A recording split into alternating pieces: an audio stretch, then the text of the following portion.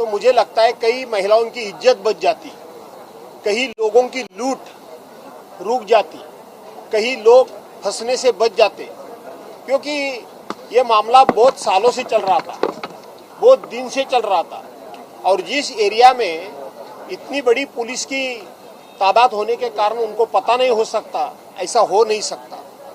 जैसा कि इसमें जितने भी पॉलिटिशियन हैं उतने ही ऑफिसर लोग भी हैं, उसमें पुलिस ऑफिसर भी है, बड़े बड़े ऑफिसर भी है और आईएएस ऑफिसर भी है और अलग अलग संस्था में काम करने वाले लोग भी हैं। तो ये कोई एक दिन में घटी हुई घटना नहीं है, बहुत सालों से, बहुत दिन से चलती आ रही थी, लेकिन इन्होंने उसके ऊपर ध्यान नहीं दिया, इसीलिए ये बढ़ गई। कौन उनको बचाने की कोशिश कर रहे थे? इतने साल से कौन? आईपीएस, आपने बोला आईपीएस हैं, अधिकारी हैं, पॉलिटिशियन हैं, क्यों बचाने की कोशिश कर रहे हैं? ऐसा है, बचाने का जब बचाने का वक्त आता है तो पुलिस वाले सुनते हैं क्या? सुनते हैं। परसों के दिन आपने सातारा की घटना देखी होगी, खुद गार्डियन मिनिस्टर, पालक मंत्री, उसके गाड़ी में से 2 सदस्य मतदान के लिए आए, पुलिसों ने मंत्रियों को पीछे हटा के उसको इंजर्ड करके उन्होंने ताबे में ले लिया और उसको वोटिंग नहीं करने दिया। तो पुलिस और अगर राइट टाइम इसके ऊपर एक्शन ले लेती तो कौन उनको रुकवाता, कौन उनको रोकता? लेकिन सभी ऑफिसर भी इसमें थे। जब यहाँ तक आता है तो सब बहाने बनाते हैं, सब सज्जन हो जाते हैं और सब यहाँ एथिक्स के चीजें, एथिक्स से बातें करते हैं। लेकिन इसके पहले और अगर ध्यान दे देती पुलिस वाले और बाकी सब अधिकारी लोग, तो ये बात यहाँ तक नहीं बढ़ जाती। सर, महाराष्ट्र में एंटी सुपरस्टिशन लॉ है, उसके बावजूद जादू टोना और काला जादू इस तरह की घटनाएं सामने आ रही हैं। ऐसा है कि पॉलिटिशियन लोगों की ज़्यादा चर्चा होती है, लेकिन अधिकारियों की चर्चा नहीं होती है, इंडस्ट्रियलिस्ट लोगों की चर्चा नहीं होती है और संस्था में काम करने लोगों की चर्चा नहीं होती है।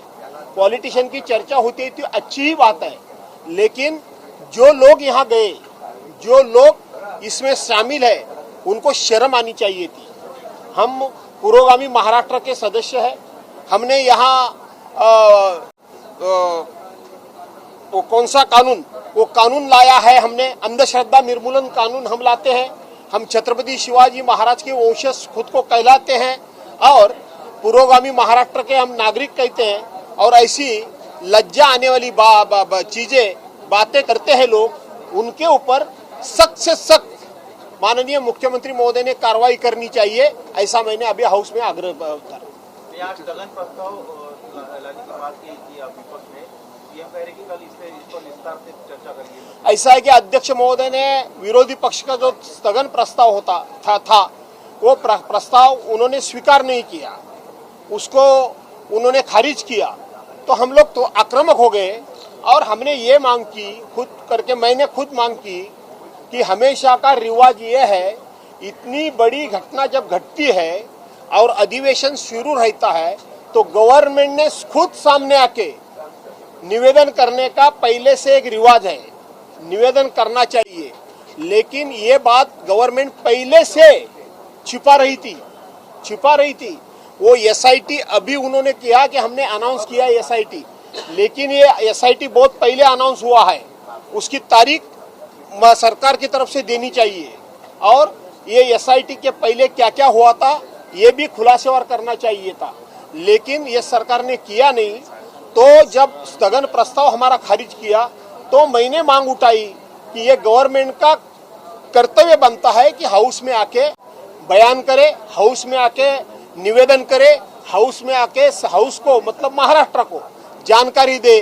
तो वो भी मानने के लिए तैयार नहीं थे, लेकिन हमने आक्रामक होने के कारण माननीय मुख्यमंत्री महोदय ने हमको आश्वासित किया है कि कल हम खुलासेवार यहाँ निवेदन करेंगे। अशोक खरात को कई फेवर भी किए गए हैं, सत्ता पक्ष की तरफ से एक जीआरबी सर्कुलेट किया जा रहा है, जो 2020 में आपकी तत्कालीन सरकार थी, उद्धव ठाकरे मुख्यमंत्री थे, पानी दिया गया उनको, लोगों के गाँव का इस तरह पानी उनको दिया गया, उनके पब्लिक को दिया गया। ऐसा है, केंद्र में जाओ, पार्लियामेंट का सेशन हो, केंद्र में कुछ भी हो, पंडित जवाहरलाल नेहरू दिखाई देते हैं। केंद्र के मिनिस्टर हमेशा हर एक चीज का आरोप, हर एक चीज का दोष पंडित जवाहरलाल नेहरू पे लगाते हैं और महाराष्ट्र की सरकार हर एक दोष, हर एक आरोप ये उद्धव बाला साहब ठाकरे पे लगाते हैं। मैं हाउस में अभी कहा, तो तुम्हारा कर्तृत्व क्या है? पंडित जवाहरलाल नेहरू का कर्तृत्व के सेंट्रल गवर्नमेंट में और उद्धव बाला साहब ठाकरे का कर्तृत्व असेंबली में, असेंबली में।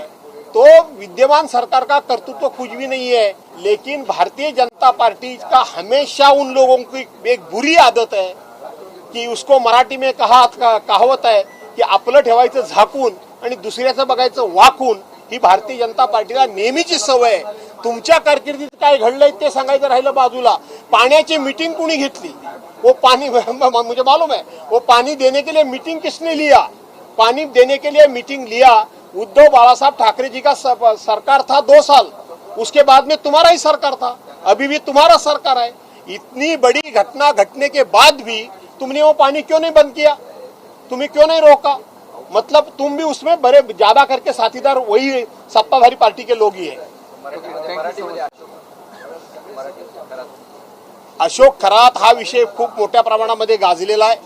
अशोक खरात या प्रकरणामध्ये केवळ राजकारणातले पुढारी आहेत असं नाही, सत्ताधारी पक्षातले फक्त लोक आहेत अशातला भाग नाही, जे राजकारणाशी संबंधित नाहीत ते सुद्धा लोक आहेत आणि मोठमोठे उच्च पदस्थ लोक, मग ते पोलीस असतील, IPS अधिकारी असतील, IAS अधिकारी असतील, अशा त्या ठिकाणी प्रत्यक्षपणे कर्तव्य बजावत असलेले उच्च पदस्थ अधिकारी असतील, हे सगळे अधिकारी त्याच्यामध्ये गुंतलेले आहेत। वेगवेगळ्या संस्थांमध्ये सगळे म्हणजे त्यातले बरेचसे अधिकारी, वेगवेगळ्या संस्थांचे लोक सुद्धा त्याच्यामध्ये गुंतलेले आहेत आणि आम्हाला भीती अशी वाटते की सरकार नेहमीप्रमाणे यांना पाठीशी घालतंय की काय अशी भीती वाटते।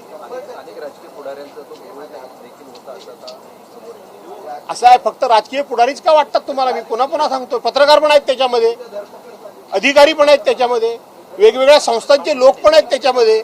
याचा अर्थ अधिकाऱ्यांना सूट आहे अशातला भाग नाही किंवा पुढाऱ्यांना सूट आहे अशातला भाग नाही, पण पुढाऱ्यांना सुद्धा का अशा दळिद्री आणि अशा गोष्टी सुचतात मला कळत नाही की आपण इथं महाराष्ट्रामध्ये शिवाजी महाराजांचे औषध म्हणून सांगायचं, आपण तिथं कायदे करायचे, आपण तिथं पुरोगामी महाराष्ट्राचे औषध म्हणून सांगायचं आणि तिथे जाऊन शेण खायचं। हे कशाकरता शेण खातात तेच काय मला कळत नाही। मोठमोठे पुढारी सुद्धा याच्यामध्ये गुंतलेली ही गोष्ट खरी आहे। धन्यवाद।